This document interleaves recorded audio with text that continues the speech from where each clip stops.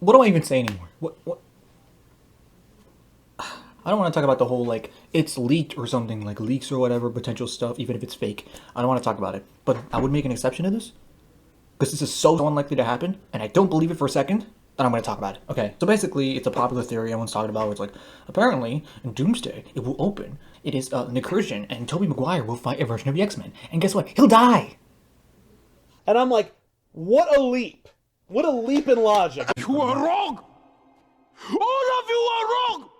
Look, on paper, the sentence of Raimi Spider-Man becomes future Gohan against the X-Men sounds awesome, right? That's something for a fan animator on YouTube. In canon, it's nonsensical, okay? And I can't believe people still believe this, but I should have expected this. The idea of Raimi Spider-Man fighting Fox's X-Men is perfect. It's a great idea. It's a perfect homage to the 1984 moment, in the comic and the Secret Wars. It's great. But here's the problem with that. There's no way Tobey's gonna die in Doomsday. Okay, he will appear Doomsday, but I always assume he would appear at the end. That Secret Wars, because a lot of people think of it on Doomsday, but not Secret Wars. Secret Wars has an endgame level battle versus Doom.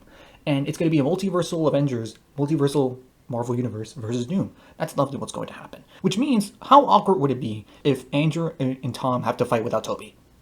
One more time. How awkward would it have been? Don't you think? Think! I don't even watch Invincible, but think! Not to mention, here's the second reason why this will never happen. They saw your reaction to No Way Home when you got stabbed.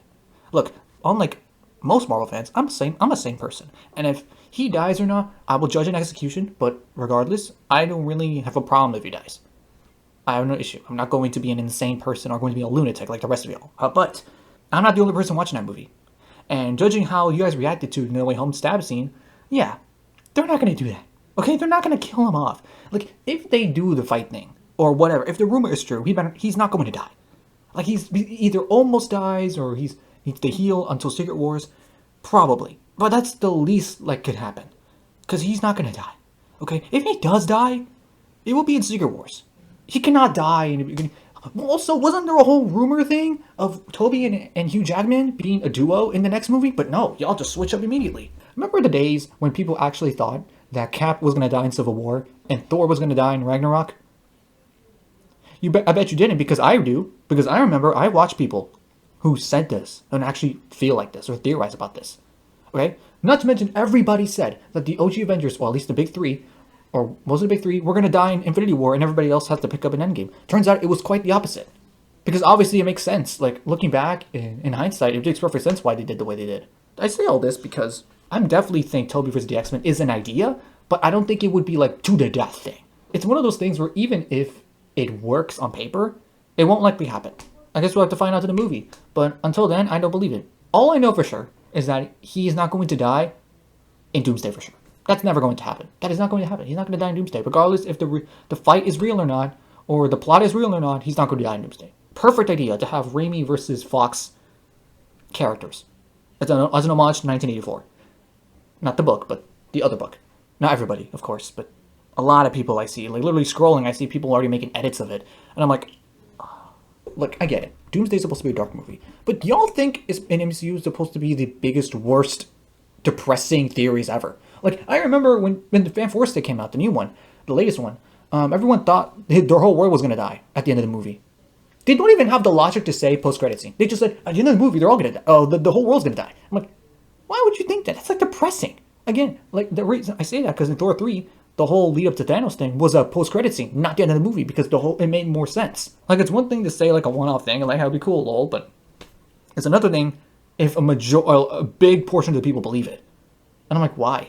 If not, he's going to die in Secret Wars. Again, I have no problem if he dies, but I think he will most likely not die in either movie because we know how y'all react. Arguably, it might be as bad or worse than the Minecraft theater problem. Like, instead of a chicken jockey screaming for a meme, it's screaming for someone's death scene. Look, it's one thing Infinity War, but the Raimiverse? Peter? No. And again, can I just say this? Another theory that really, really pisses me off that makes no sense.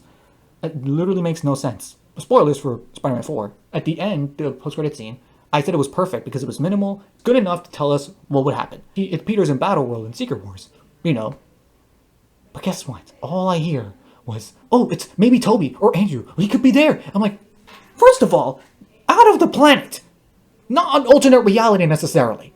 Secondly, the Spidey tracker tracks Peter. Tom's Peter. Why would...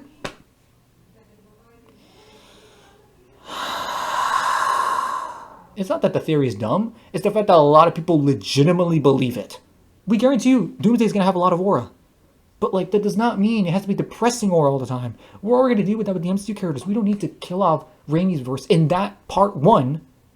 If part 2 is going to be a final battle, it'll be awkward without Toby. Oh, but Black Widow died, and the first Gamora died before the Endgame battle. With all due respect to those gals, there's a difference between them, like 2 people, and one of the 3 Spider-Men. It would be more awkward. It would be way more awkward if he wasn't in the final battle with them. Again, if that does happen, he's not going to die. He's probably going to be, like, knocked out or something. But whatever. Even if they wanted to do it, they couldn't do it. Because we know how y'all are going to be. We've done this dance before. I think No Way Home was a test ground. Unintentional testing ground to see what would happen. And they saw your reaction. They heard y'all. By the way, speaking of the Raimiverse, I have the craziest Spider-Man pitch for the Raimiverse. It's so peak that I'm considering it my canon. Look, I know people talk about how crazy they are, but I'm at this point delusional on how good this pitch is. Spider-Man Renew Your Vows. And it's basically a show of what happened between Spider-Man 3 and No Way Home. But that's a story for another day. With all that being said, have a fantastic day. And yeah, I'll say it again.